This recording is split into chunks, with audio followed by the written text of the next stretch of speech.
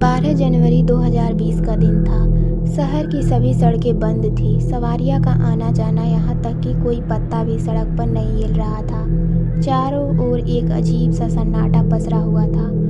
उसी दिन जॉन ने सोचा सैर सपाटे के लिए बाहर निकला जाए।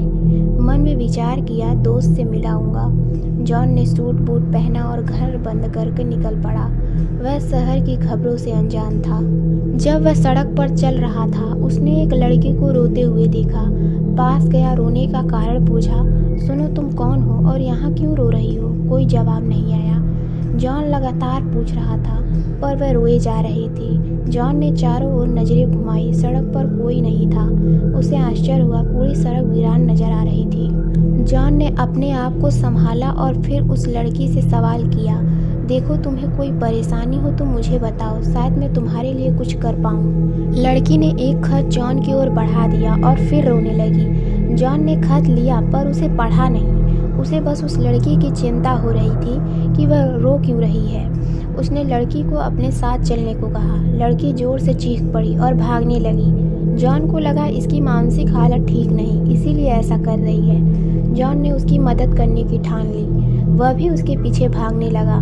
तभी देखता है सड़क पर खून से सने पैरों के निशान जो उस लड़की के थे। जॉन घबरा जाता है। जॉन को लगा उसके पैरों में चोट लगी है, जिसके कारण जहां वह घंटों चल रही है उसके पैरों से खून आने लगा है।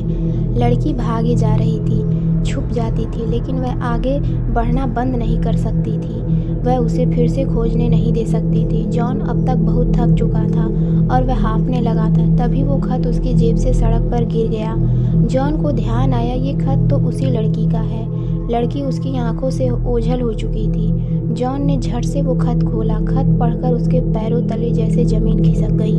खत में लिखा था, मेरी प्यारी स्वीटी, जब तक तुम तक ये खत पहुंचेगा मैं इस दुनिया से जा चुकी होंगी। मैं तुम्हें सचेत करने के लिए यह खत लिख रही हूँ। इस शहर का सबसे खूंखार आदमी कल घर आया था। उसने मुझसे कहा तुम्हारी बेटी से मैं शादी करना चाहता हूँ। मैंने उसे मना कर दिया, पर वो नहीं माना और मुझे धमकी देकर गया कि कल बारात लेकर आऊँगा।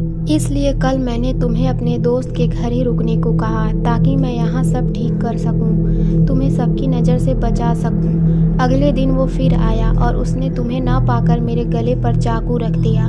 मैंने उसे कुछ नहीं बताया और फिर आगे नहीं लिख पा रही हूँ। तुम यहाँ से कहीं दूर चली जाना, यहाँ मत आना। तुम्हारी माँ।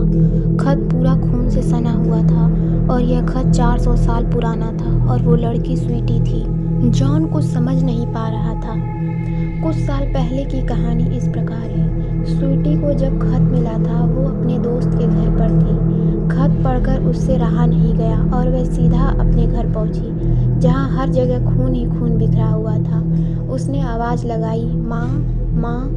आगे बढ़ी तो देखा माँ खून से तरबतर थी, सांसें रुक गई थी। तभी कुछ आहट हुई। स्वीटी ने देखा कुछ लोग दूसरे कमरे में बैठे हैं। उन्होंने स्वीटी को देख लिया। तब से आज तक स्वीटी बस भाग रही है। वो अब इस दुनिया में नहीं है। आगे आप समझ गए होंगे स्वीटी अब क्या है।